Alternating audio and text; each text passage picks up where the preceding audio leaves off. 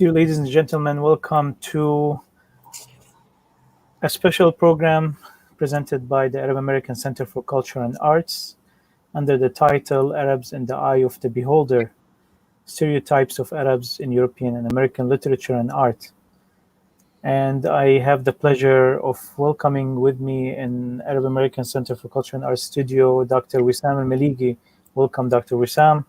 Hello, Sam. Dr. Wissam is Assistant Professor and Director of the Comparative Literature and Arabic Translation Certificates at the University of Michigan-Dearborn. His book, The Poetry of Arab Men from the Pre-Islamic Arab Women from the Pre-Islamic Age to Andalusia, is a critical anthology and translation of over 200 Arab female poets. His most recent book, Poetics of Return, discusses Arabic migration novels. This is the brief bio of Dr. Wissam, and more information about him you will find at the site of the University of Michigan-Dearborn. Dr. Wissam, Edward Said says, "No one today is purely one thing. Labels like Indian or woman or Muslim or American are not more than starting points, which if followed into actual experience for only a moment are quickly left behind. Imperialism consolidated the mixture of cultures and identities on a global scale. But its worst and most paradoxical gift was to allow people to believe that they were only, mainly, exclusively white or black or Western or Oriental. Yet, just as human beings make their own history, they also make their cultures and ethnic identities. No one can deny the persisting continuities of long traditions, sustained habitations, national languages, and cultural geographies. But there seems no reason except fear and prejudice to keep insisting on their separation and distinctiveness, as if that was all human life was about. Survival, in fact, is about the connections between things. In Eliot's phrase, reality cannot be deprived of the other echoes that inhabit the garden. It's more rewarding and more difficult to think concretely and sympathetically, contrapunctually about others than only about us. But this also means not trying to rule others, not trying to classify them or put them in hierarchies, above all, not constantly reiterating how our culture or country is number one, or not number one for that matter." Edward Said, Culture and Imperialism. The subject of Arabs in the media has been studied and presented numerously. Today, Dr. Wessam Elmeligi is going to shed new light on it and the most recent perceptions of it and its progress or deprogress in the Western media. Dr. Wessam, you can start your presentation, and then we will open the floor for discussions, questions and answers, and comments from our audience. Please leave them in the comment section, and we will make sure that they are displayed and addressed. Thank you. Thank you so much. Actually, this is an interesting topic, and I think we are only scratching the surface. Although Edward Said has done that a long time ago, but I think we will always be scratching the surface, no matter how far ahead we are. But I think the more aware we are of stereotypes as something that can be bashed or can be channeled at least, or can be used productively, if not completely changed. I think something like that can be quite positive, and this is what we are trying to do in discussions like this one. And of course, major writings by Edward Said, by Jack Shaheen, whom we are going to mention in a while as well, and others. My focus today will be on literature and art in particular, and also art, of course, will include the paintings and will include the cinema, but I will also mention translation as well in my discussion or in my presentation. I have like a PowerPoint, but I mean, I'll be sort of, as always, digressing from this as well, and I would love to answer questions when we are done. So let me begin by sharing the screen.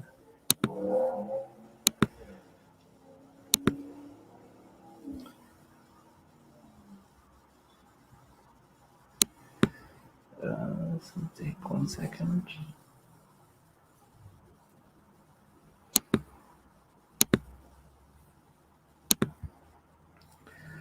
Okay, there we go. I think you can you see that? Is it shared?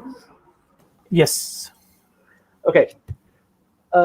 So the title that we are talking about, the eye of the beholder, the idea over here is that a lot of things actually, admittedly, are seen in the eye of the beholder. The idea over here is that psychologically, people tend to see what they want to see sometimes, which is a very interesting argument because how far can we blame the beholder, but also how far is there hope for changing what the beholder sees? It's an idea that I've been preoccupied with, and I think a lot of people living abroad, whether in diaspora in the sense of a diaspora or just visiting, and now with globalization, with social media, with the internet, and pretty much with the cyber world, it is not only for people who live away from their countries, but for everyone. And the stereotypes can be pretty damaging. I mean, I'm putting Edward Said over here. I don't think he needs me to put his picture, but of course, it's just as an homage to the entire idea. The ism over here is what I'm interested in, of Orientalism. The ism as a suffix, in a sense, is making Orientalism some kind of an ideology, as if it's some kind of a practice that is acknowledged, that has been maybe accepted, institutionalized, which is pretty much what a lot of what Edward Said is saying can be around that. I mean, this institutionalization of the eye of the beholder, in a sense, of how an entire population or entire populations are seen by the institution, and the institution here can be anything from education systems to literature, and in the modern era, it would be the cinema, for instance. Entire creative industries are stereotyping or are placing or recreating, in a sense, or shaping identities of the other. This idea of othering, in a way. I'll talk briefly using images.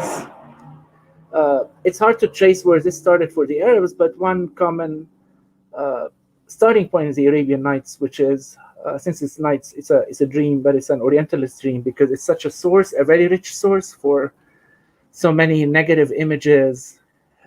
If they are misinterpreted, it's a wonderful work of art. It's a literary work. It's very creative, and I think what happens to a work like the Arabian Nights is part of the injustice that stereotyping or othering can do, taking a creative work, twisting it so much through translation and then through borrowing that it becomes a source for reality, in a sense, rather than seen as a creative work. And I know that there are views that see a creative work as, once it has been out, then it no longer belongs to the author. But this also depends on how it can be used and misused. And there's a lot of appropriation or cultural appropriation that happened with the Arabian Nights. I know there's some kind of denial for that, which I find interesting, but I also disagree with. But one of the things that happens with the Arabian Nights is translation. One of the earliest translations into French, followed by Sir Richard Burton's translation as well. The translations have done a service and a disservice at the same time. Gallant's translation, for instance, and then followed by Richard Burton's translation, have made the Arabian Nights accessible to readers of other languages at the time when Arabic literature was not really accessible, was not even paid attention to in many cases. So the translations did play an important role in that. But at the same time, so much of the translation was a rewriting, was adding to the texts, was othering intentionally, for the sake of sensationalism, for the sake of pretty much creating a new image that the Western audience is going to like. And you have, I'm just oversimplifying over here, you have everything from like belly dancers to jinns and genies and so on, which might be part of the story, but they have been pretty much focused and highlighted again and again in the rewritings or the translation, that the gist of the novel or gist of the narratives, which cover so many themes and topics, and which are, like I said earlier, just wonderful creative work, have been overshadowed by the focus on the objectifying of women, the eroticization of an entire culture by the depiction of the harem, for instance. And we have seen that this has spilled over in art. This is a more recent piece of work. It's not an earlier art, but you can see the reason I chose it is that it symbolizes, or it can sum up some of the results of how the Arabian Nights was handled by non-Arab and non-Eastern, if you want, translations. What you can see over here is first how the man is fully dressed and the woman is not, how the man is positioned at a higher position than the female, and how she is reaching out to him and he is not. And then you see the dark background that you see over here and the ornaments around them, and the way that he's dressed, which is very Orientalist in a sense. This is one of the most damaging stereotypes that the translations and the way the misuse of the Arabian Nights has resulted in, the position of women compared to the position of men in Arab society, which is something that you can argue for a lot of societies at the time, but definitely the way it's presented in translations and in the presentation of the Arabian Nights is not accurate at all.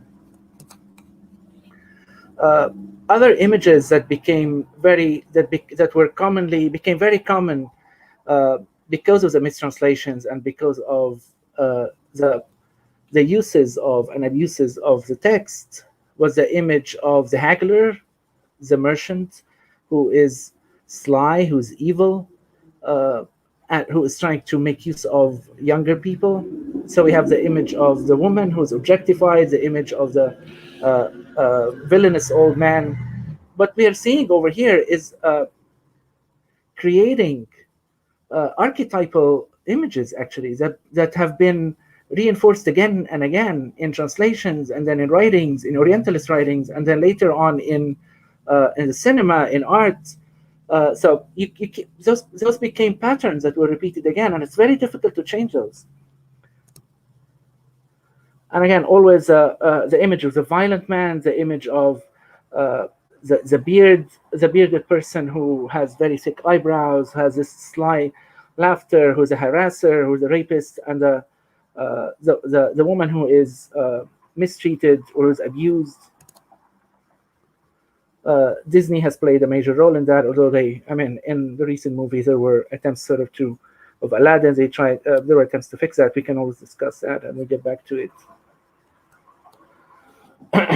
It has been a very long time with a series of mistranslations of the Arabian Nights. Just for the record, if someone is interested, Hussein Haddawi has and Mohsen Mahdi have an excellent book on the Arabian Nights, the translation of the Arabian Nights, which in my opinion is probably the best translation. Anyone who's interested should be able to get their hands on it and read it in English.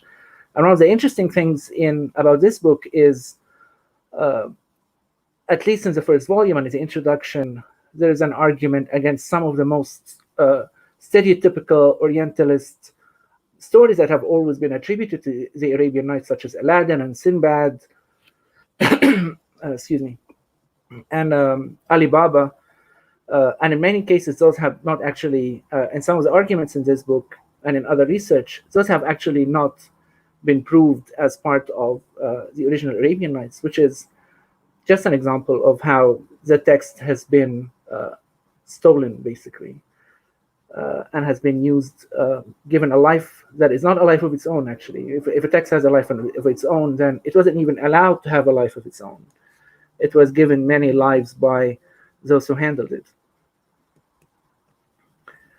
Again, if you notice, the same image of the wide-eyed scarecrow. This is supposed to be the genie who actually offers services. He doesn't look like he's offering any services.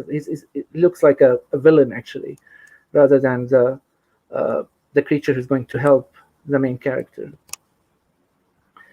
Apart from the Arabian Nights, and moving on from it, art, medieval art, early, mid, and late medieval art, and literature had very negative stereotyping and representations of Arabs in general, and at the time of Muslims as well, which I think started also this tradition of equating Arabs with Muslims, rather than focusing on Arabs and on the fact that Arabs do not have to be Muslims. And this is also an important aspect of the Orientalization and of the stereotyping. This is a drawing or an illustration from Dante's Divine Comedy, which has Muslims depicted as suffering in hell, in Inferno. And again, you get a lot of images of the sort in some of the illustrations of the book as well. And it starts, I mean, I'm not spend a lot of time talking about the Orientalist writing, but there are tons of writings of the sort that equate faith or religious ideology with the people. In the 18th and 17th and 19th century, some beautiful drawings, I mean, I have to give them that, of Middle East, which in itself is an Orientalist term, and North Africa. They were very accurate, very realistic. They were beautifully done, but they promoted and they focused on the same stereotypical images that we see in the early translations of the Arabian Nights and the literature that came out of it. They focus on the marketplace, they focus on the harem, they objectify the women.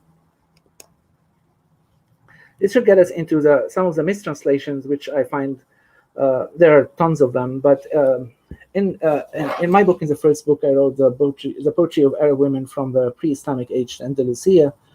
I cite one specific example, which is really interesting. It's a poem by Maysuna bint Bahdal, and she wrote to Muawiyah, or she wrote about Muawiyah.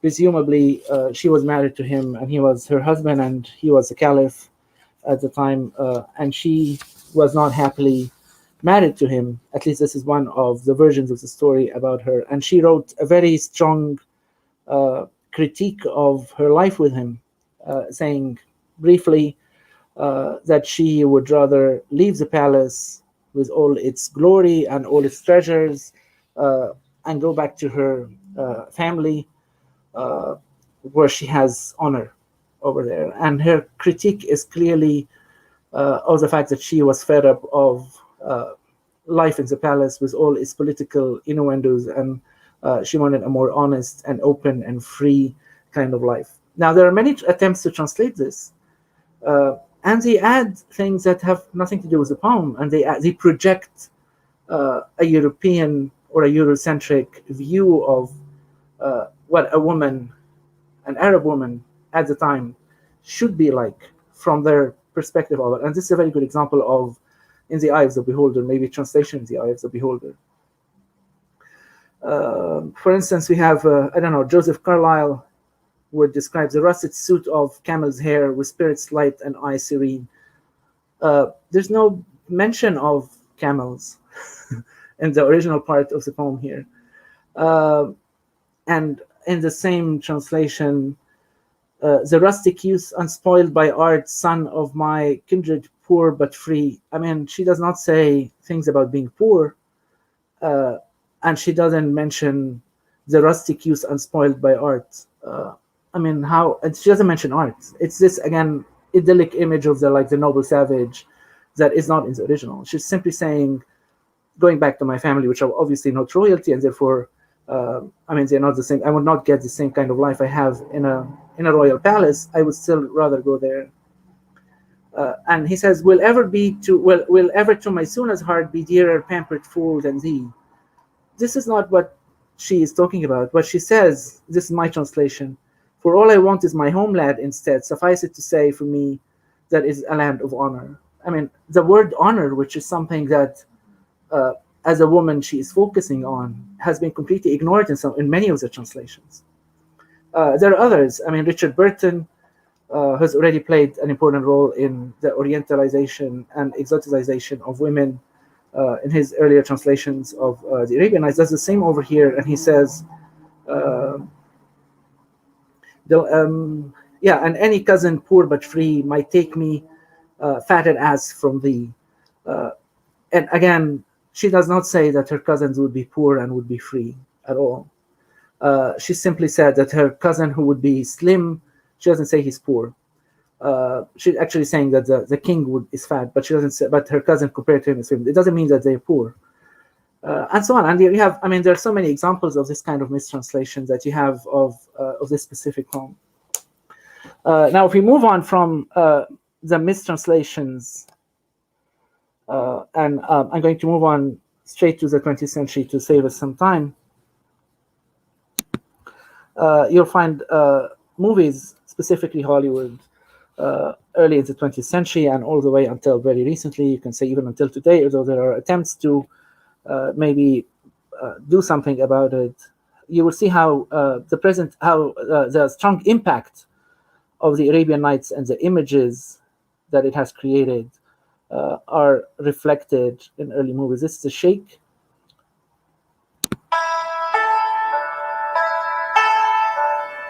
Let's look at some of, which is one of the earliest movies.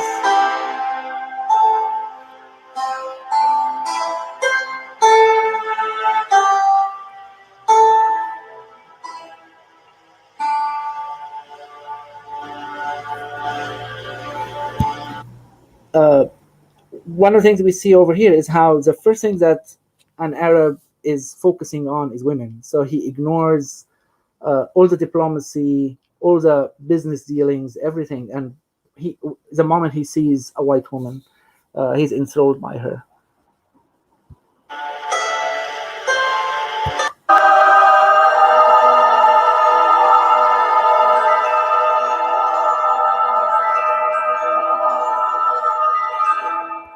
Again, more images of the harem straight out of an Arabian Nights, although the movie is supposed to be taking place in the 20th century.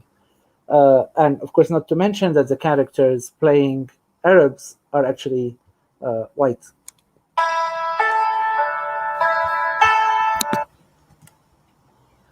There are many examples like this, but I want to look at an example which is not intentionally, or is not actually about Arabs at all, or is not about stereotyping Arabs. Back to the Future, a very famous movie, which is about something completely different.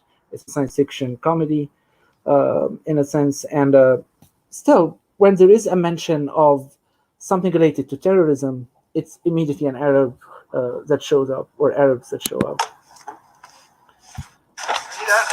Years, seeing the progress of mankind. Why not? I'll also be able to see who wins the next 25 World Series. Doc. Huh? Look me up when you get there. Indeed, I will. Roll 'em.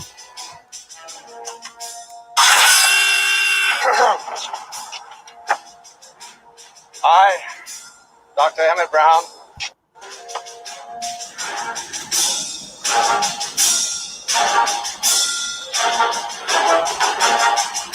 Oh my God. They found me. I don't know how, but they found me. Run for it, Marty! Who? Who do you think? The Libyans! Holy shit! Oh, roll their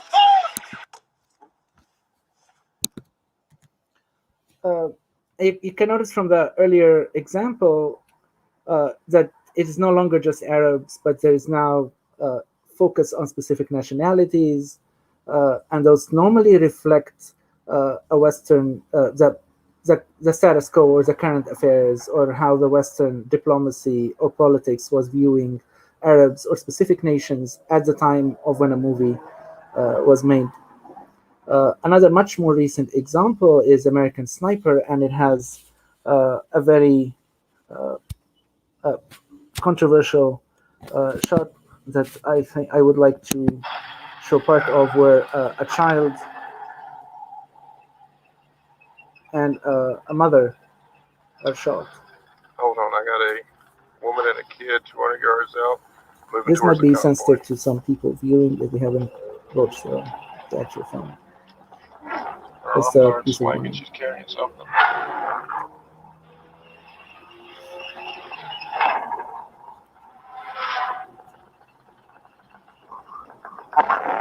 Yeah, she's got a grenade. She's got an RKG Russian grenade. She's handing to the kid.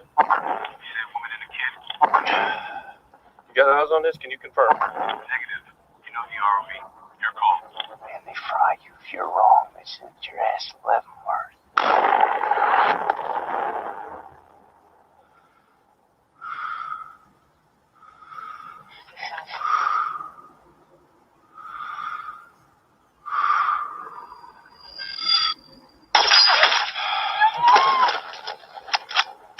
Fuck, that was gnarly.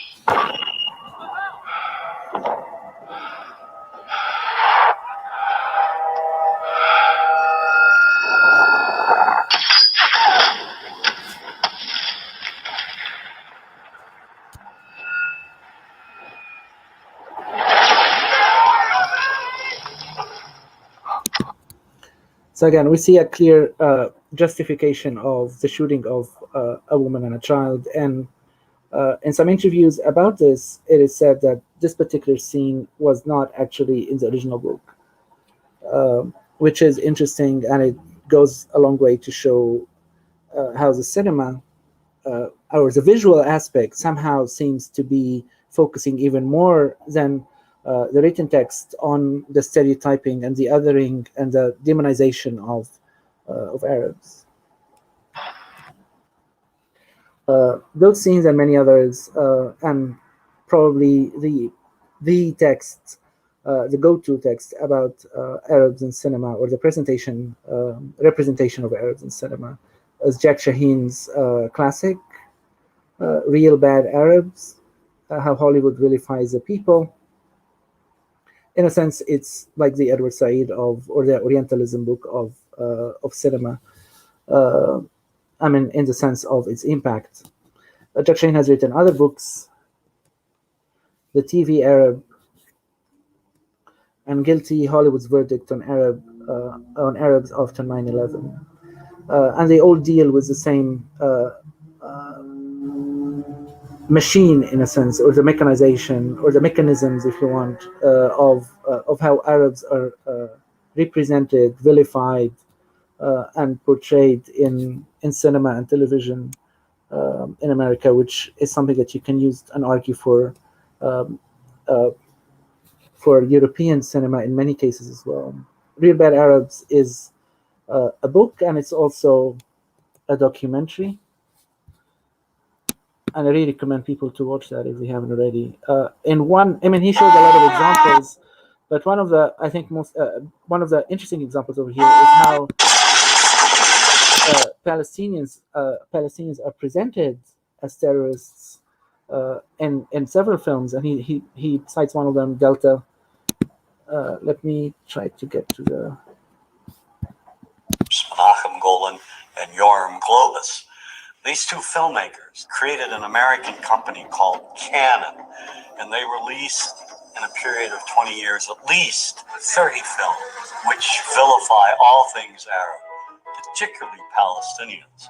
They even came out with a film called Hell Squad, showing Vegas showgirls trouncing Arabs in the middle of the desert.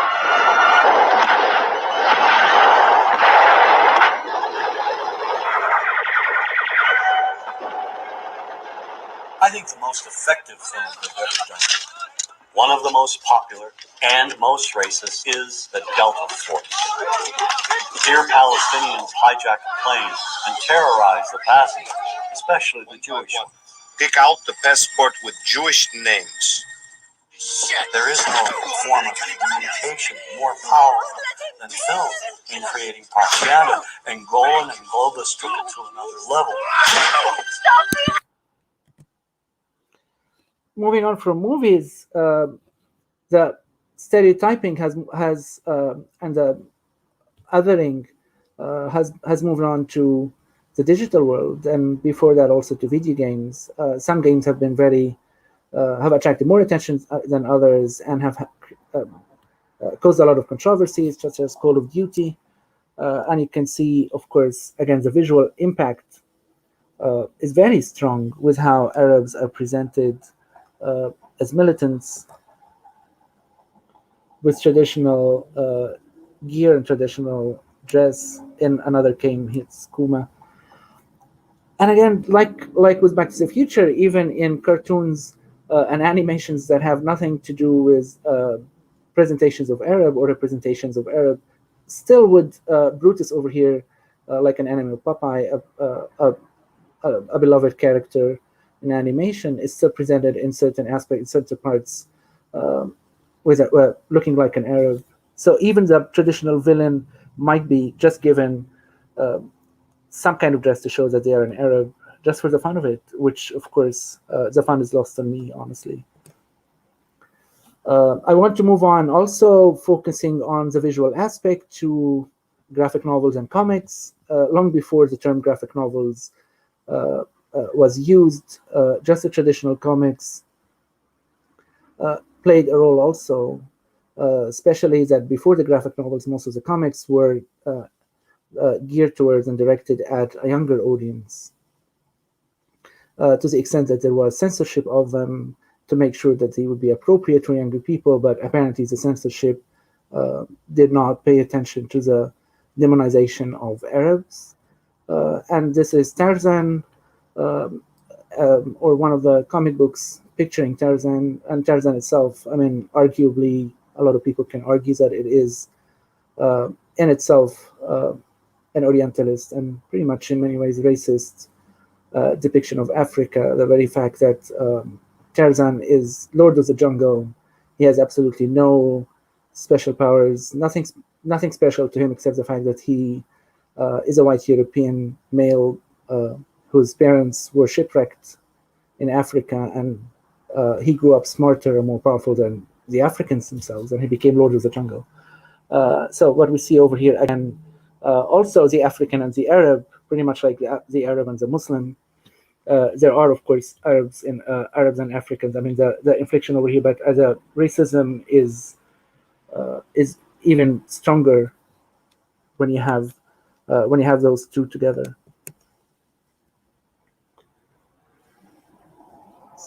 More images. In television, and more recently, this is a really interesting and a funny story that happened just a few years ago in the famous TV show Homeland, just to show you where the language part is important. And I know we have had at the Arab American Center for Cultural Arts discussions about teaching language and so on. What we have over here is a true story where the Homeland producers wanted Arabic words written on the set, and they hired people who speak Arabic in order to do that for them. And they didn't even bother to check. They had nobody to check that. So those who were hired, and people can check that on the internet, decided to write some really funny messages in Arabic. And the producers and the showmakers were none the wiser, and they aired them with some comments such as Homeland is a racist show. And we're going to look at the Washington Post discussion that is showing us some of the images of. It's really, really funny.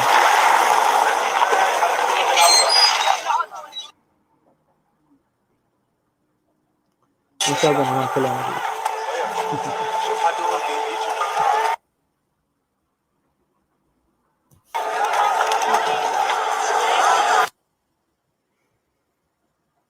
Listen, if things get gnarly, Please. Thank you. Thanks a lot.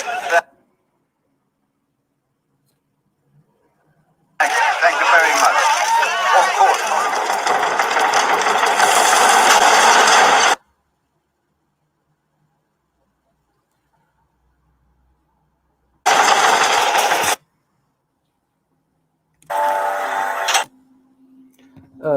I mean, there are other examples in the same show. This is Arabic for Black Lives Matter, for instance. And Mafish Homeland, there is no homeland.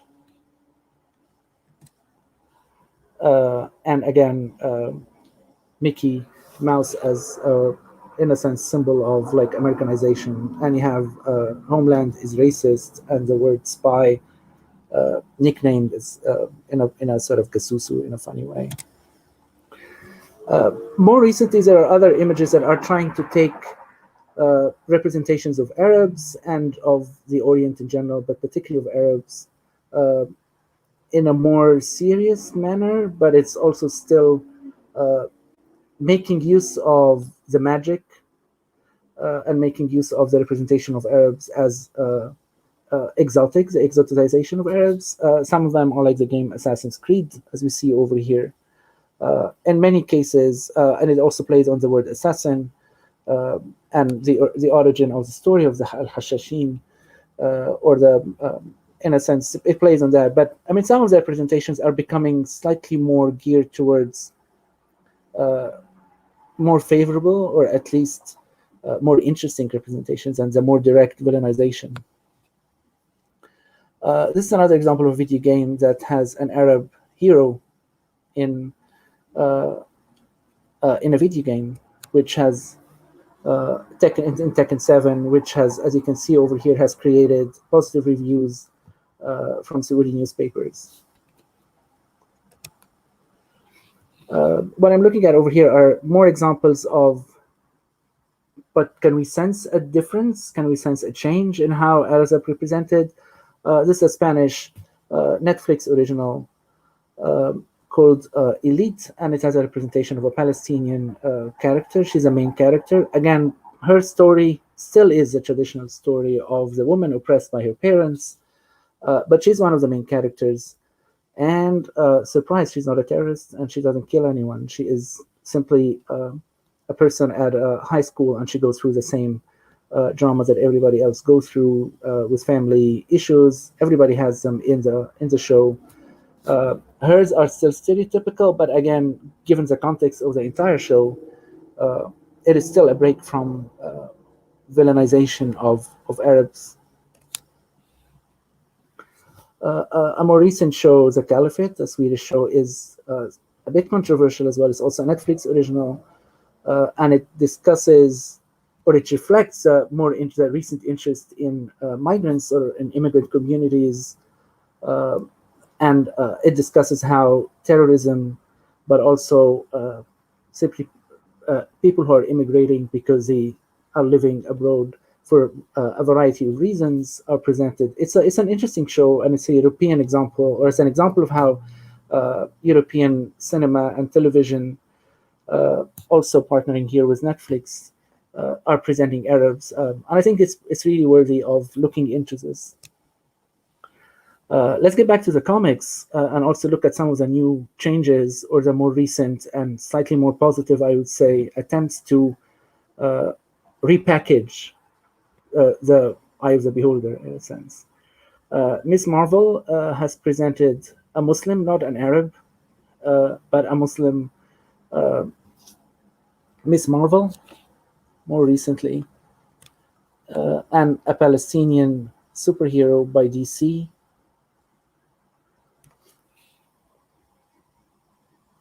And a new member of the X-Men, as we can see over here.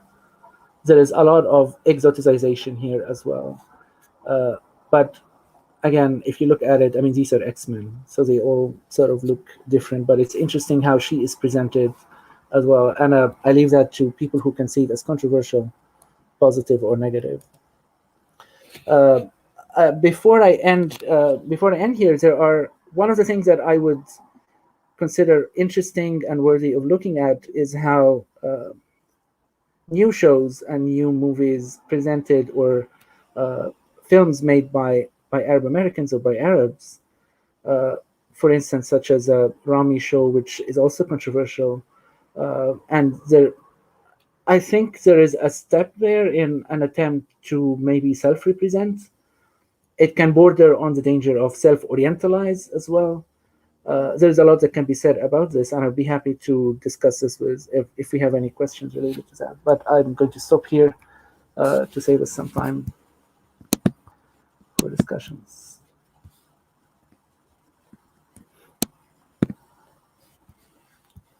Thank you, Dr. Elmeligi, for this valuable presentation. Thank you. I will start the discussion with a question by Dr. Ali Ajami, who says, it's a follow-up on one of the images that you showed, where you said that the woman portrayed in Dante's are Muslims. How can you tell that they're Muslims? Is it from the context of the story? Yes, yeah. This is the actual drawing is from Dante is a representation of the part where Dante describes Muslims, Muhammad, as he writes it in the Inferno. So it's in one of the early editions of the book, and this is an illustration of Muslims suffering in hell. Yes. Professor, there is two. I'm sorry, just to interrupt. This is the illustration is by William Blake. So it's William Blake was an English poet and artist as well. And there have been comparisons between him and which is also Orientalist, between him and Gibran Khalil Gibran, because he was a poet and an artist. Although actually they are very different in many ways. But one of the things that of the research that I find really interesting is, why is it that if there is a Khalil Gibran or someone, an Arab who does that, you have to compare them to a Western alternative who lived centuries before them, and the only thing they have in common in many ways is the fact that they both write poetry and they paint. All right.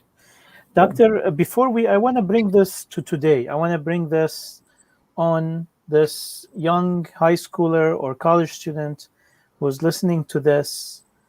Okay, they understand now the history of this. Now, what's the role that they want to play? So before we get into that practicality of how can we deal with the issue, and is the issue persisting? Because Arabs, I mean, we have to really give them credit on many Arab Americans and others. There are humanist activists other than Arab Americans who also fight against such stereotypes. I mean, they have done a lot of work on improving the portrayal of minorities in general in the media and in literature, and they have had some milestones, and we thank them for their efforts. Nothing comes for free.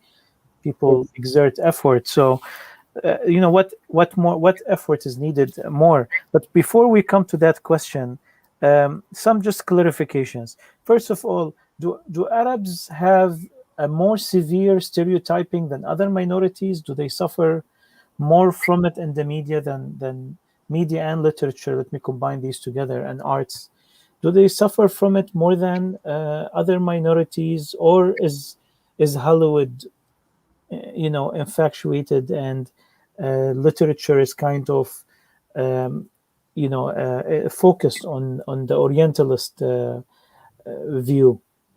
I think it goes with, in my opinion, with the historical period that the representation is taking place in. So, for instance, you see waves. Like, for instance, in the 1940s, you would see in the 1950s, 60s, you would see representations of Arabs as particularly Palestinian, and they are vilified. And then after 9/11, you would see representations of Arabs as specifically Muslim, and they are represented as terrorists. Earlier on, in literature and in art, you would see the focus is eroticization of Arabs. So you would see the harem, as you saw some of the Orientalist drawings.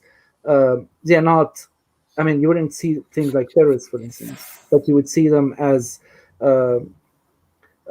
lustful people, as the men are lustful and the women are seductive.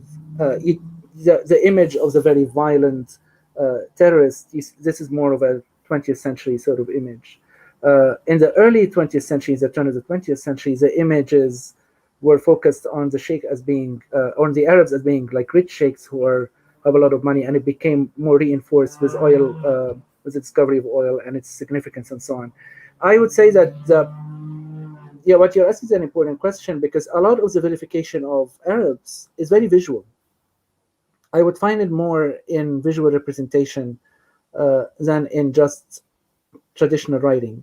Of course, there is writing that is very Orientalist, and that can be, and which played its role as well. But the visual impact is easy to catch, is much easier to catch, and I think it all goes with the changes, with the historical period that this is happening, taking place in.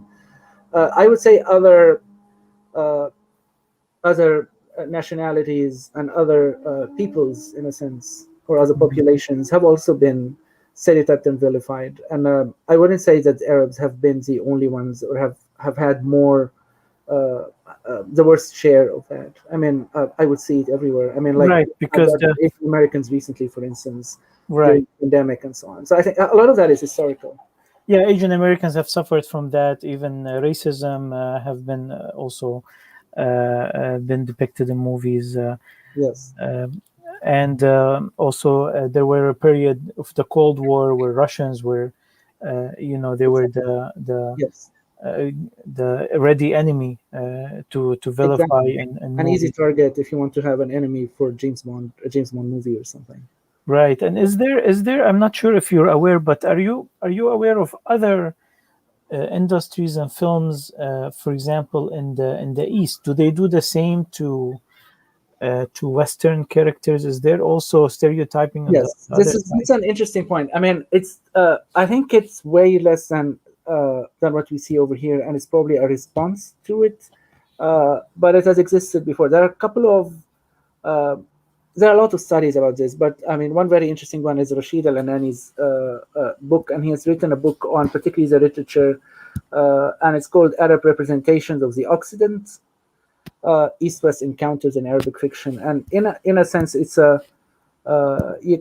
it's almost like using, I mean, you can, based on studies like that, you can say Occidentalism if you want. I wouldn't go as far as say it cannot do the same kind of damage, mainly because of the balance of powers. There's a huge Powers, balance definitely. of power. A lot of it is a response to that. A lot of it is related to state-controlled media in many of those countries.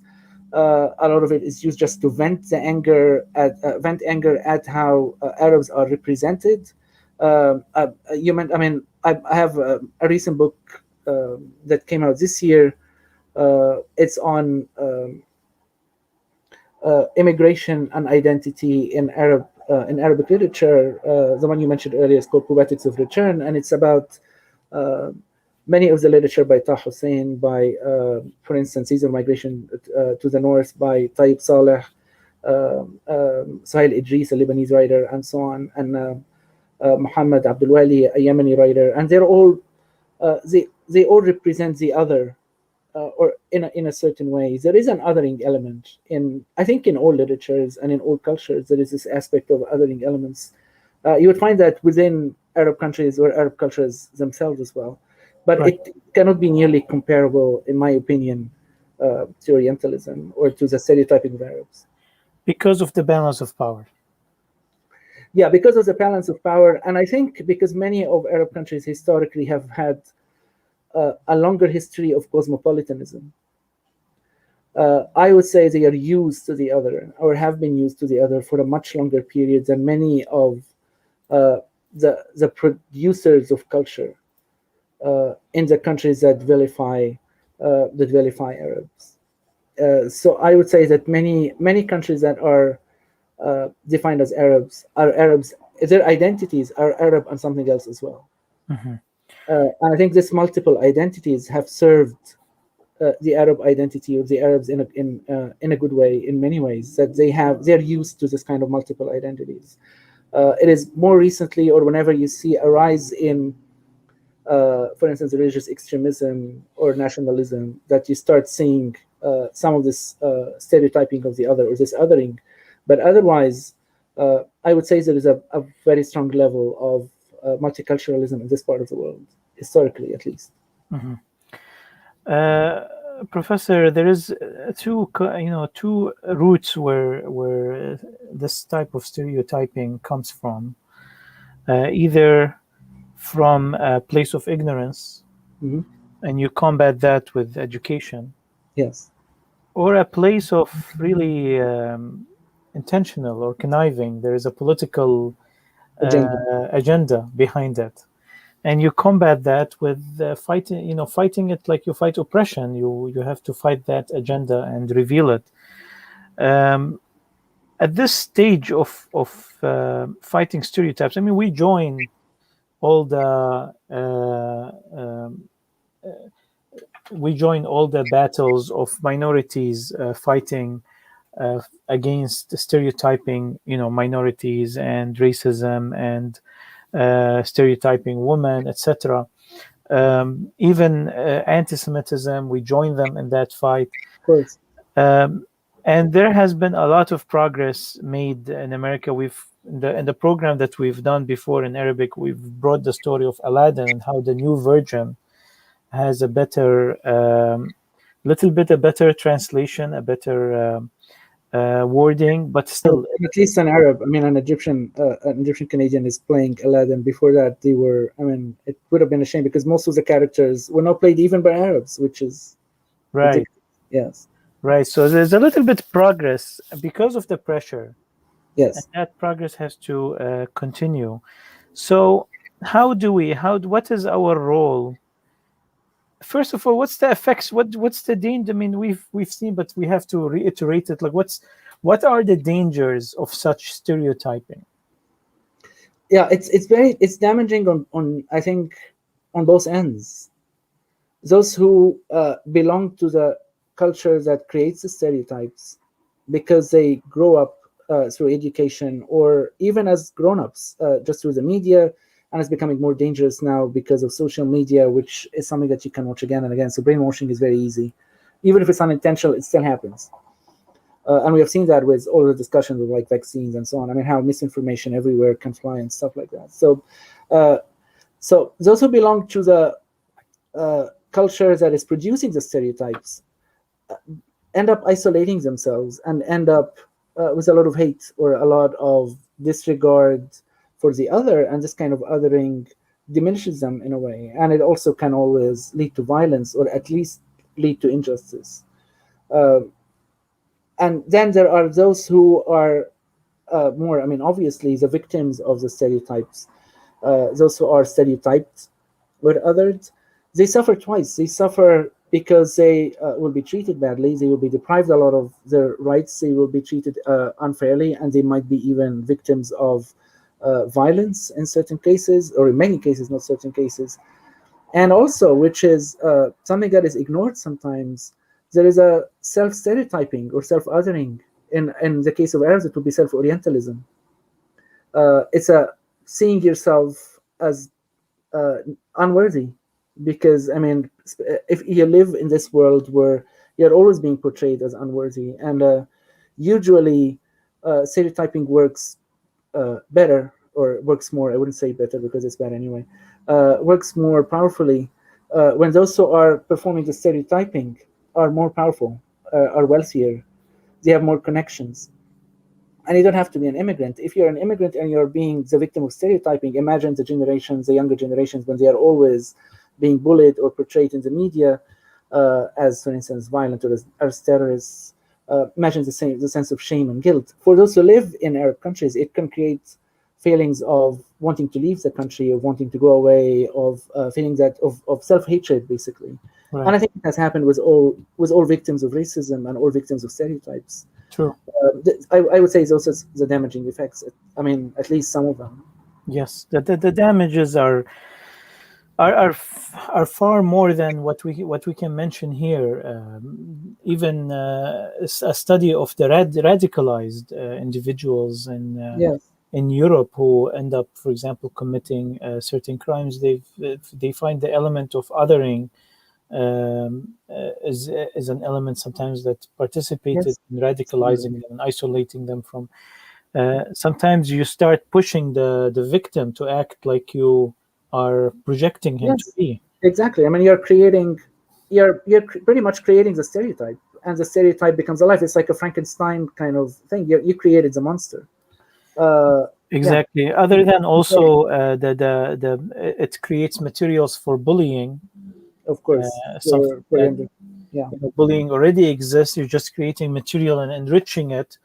You are helping conspiracy theories. You are the damage that I feel sometimes I myself I'm not sure if I have rational thinking due to all the effect of stereotyping on me. So sometimes I fear to behave a certain way in the airport or in an airplane, but my kids don't. And I'm not sure if I'm right or they're right. I should just leave them alone, or should I let them know that we can't behave like this because we're Arabs? I remember one time we're sitting with friends in New York. What do you call it? The square. Times Square. Times Square. And we had one friend with us who was not an Arab American, and he started counting down loudly, imagining it is New Year's. So he's going 9, 8, and all of a sudden, all of the Arab Americans in the group, we jumped on him and closed his mouth. What are you doing? You can't count down when Arab are there, because we're afraid that people will see this Understand this. Yeah. something dangerous. So he was shocked. Like, really, you think like that? So yeah, What kind of life do you have if you're that terrified? Yeah, right? Exactly. But us, it was a normal reaction for all of us Arabs in the group at that time. And I feel that the media has fed us this. We're afraid to speak Arabic in the airplane, in the airports. We behave. We always. And there is a lady that made a documentary about this called "The Feeling of Being Watched." We're always feeling that we are being watched. We are always guilty until proven innocent. And all the racial profiling that came with that after 9/11 and continues to be. So all the stereotyping enforces that and creates a lot of psychological damage, if not on us, then on the younger generation. Now, the last part of the episode, Professor is talking about how to combat that. I think, education and knowledge, but I think a lot of that is empowering each other and empowering minorities in general. Like you said, like even with not necessarily with Arabs, like Arabs becoming part of the fight for ending stereotypes, whether it's African Americans, whether it's anti-Semitism, whether it's whatever the battle or the issue. I think Arabs should be part of that in whatever capacity they can. A lot of it is, I think, empowerment, self-empowerment is very important. In countries where there is a possibility of political involvement, I think this should be encouraged for those who are like inclined towards this. For those who are not, then I would say my personal favorite would be art and culture, because if you think about it, this is how it all started. It all started with literature and art, and not just with elections or with politics, or not even with violence. It was mistranslations, a few drawings, a few paintings. Do the same. Use the same. This was the weapon. And art and culture and literature have always been reasons for a lot of happiness, for a lot of harmony. And it's really sad that it can be used for the exact opposite, and we can always use that again. And I don't want to be playing favorites over here, but the part of the world where like Arab culture and Arab heritage comes from has had a very, very long history of producing some of the most beautiful literature and art and culture in history, and this is not seen. What is seen is mistranslations again, misrepresentations, and you will have to say, how would people know if there's something better unless you present it to them? There will always be attempts to stop you from presenting that, but I think, and we have already some of this going on, like more education, definitely more artistic and cultural production. And I think it can be done now, particularly with social media, with the internet, with talks like ours, regardless of, at least it's accessible, regardless of how many people watch this or see it. It's out there, and this is your theory, basically. Which is something I really appreciate. Just put it out there, and the saying, if you build it, they'll come. So yeah, build it, and people are going to see it. Whether it's a painting or whether it's a book, it's a class totally university. It's a talk. This is for people like us who are not like part of a political, like I don't know, not for instance running for elections or something like that. Right. Yeah, everybody in their field basically. Right. So, being you're always representing your culture and you're destroying stereotypes Yes. wherever you are, whatever you're doing. So, whatever career you are holding Yes. as an Arab American, you have a multiplied responsibility, which Yes.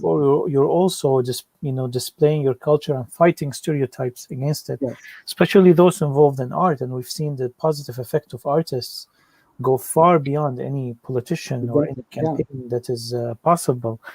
The stereotypes were created by art, so they can be, it's like in science fiction movies. So I mean, this was created by whatever, so you have to destroy it using the same stuff.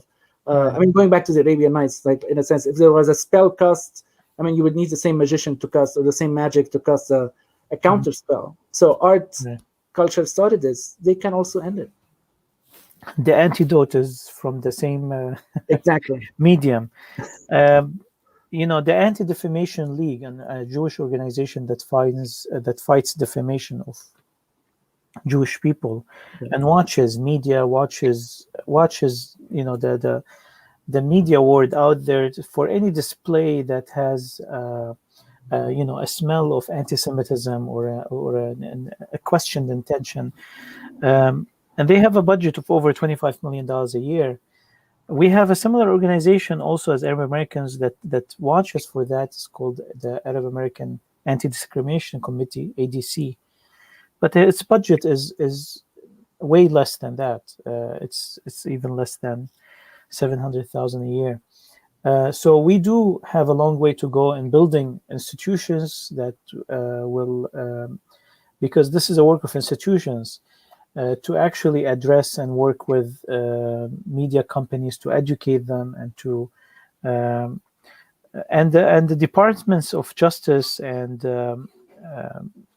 they're always helpful and they're always cooperative, and when it comes to these issues, I've seen it firsthand. And also another thing that needs to be done is translation, which I will end with this point, which is the area of your expertise as the director of the Center for Translation in the University of Michigan, Arabic translation, is that we need to pay attention to the translation of our language. We need to provide that translation when needed. We need to provide professional sources for Arabic consultation, and that might be a big role also for the Arab American Center for Culture and Arts. Yes, I think translation and also comparative literature and humanities in general. I think one of the things that many like immigrants, second generation in particular, they tend to focus on what you might refer to in education as STEM, as opposed to humanities, which is a very traditional view. It's all over. I mean, it's not just it's for all cultures. The focus on science and math as opposed to the humanities, and this can be very problematic because when you become a successful physician or engineer, you are not producing the kind of art and culture that would attract attention to you in many cases. I would really, if you want a positive role played by, for instance, immigrants or by Arab Americans or by heritage learners, and we have a lot of them in Dearborn, it is at least allow the children or encourage them when they get to college, when they grow up and they join college, to take classes in the humanities, where in history, in Arab American literature and Arabic literature and Arabic language and translation and comparative literature, and their knowledge of this is going to help them understand where they come from, and they will be able to productively join discussions. The second thing is empowering, like you said, the native speakers of Arabic through the translation, which comes through the education of Arabic language. And yes, I would say translation. We need a translation movement, basically. This is what made Arabic culture and heritage great at some point. If we are talking about the Middle Ages, the 9th century, in Baghdad, in Cairo, in Egypt, in so many of the countries, was a translation movement from Arabic into Greek, into Latin, and also from Greek into Arabic, which very much effectively started the Renaissance in many accounts. We need something like that. We need a translation movement, and I think it's easier now than it was before. I mean, if you had to travel for months in order to move from one place to another, and you can do that right now by just checking YouTube or Google. So Thank you, Dr. Wissam. thank you so much. For this session. Thank you, everyone, for following this episode with the Arab American Center for Culture and Arts. We hope that you continue to follow our programs and share them, please. This is the least support that we expect from you, is to share these episodes and spread the word. We only rely on you to spread the word. And to support organizations such as the AACCA and other organizations like the ADC that we mentioned, and any other organization that really have dedicated people to fight to make the world a better place at the end. Thank you again. This episode will be also available on the Dearborn Blog podcast. You can hear it anywhere that supports podcasts, like Spotify or iTunes, and it will also be available on the Facebook and YouTube pages of the center. Thank you again, Dr. Wissam. And Thank you so much, Wissam. Thank you, everyone.